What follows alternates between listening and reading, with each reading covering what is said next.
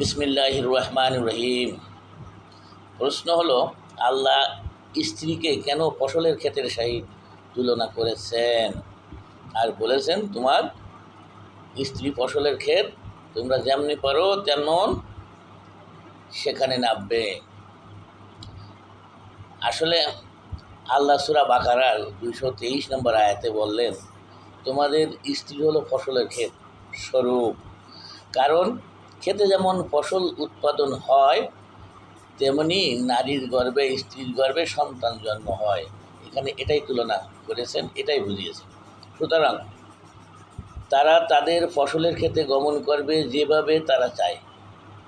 অর্থাৎ পূর্বে কাফেররা ধারণা ছিল কাফেরদের যে পিছন থেকে মিলন করলে, অন্য কোনোভাবে মিলন করলে সন্তানাদি প্রতিবন্ধী হয়। আল্লাহ এই ধারণা বাতিল করে এই আয়াত নাজিল করেন। আর আল্লাহ বলেন, তোমরা তোমাদের নিজেদের কল্যাণের জন্য মিলনে যেভাবে ইচ্ছা সবই বৈধ, তবে সব সময় নারীর জনিপদ ব্যবহার করবে। এটাই হলো আসল কথা। আশা করি বুঝতে পারছেন। আসসালামু আলাইকুম রহমতুল্লাহ।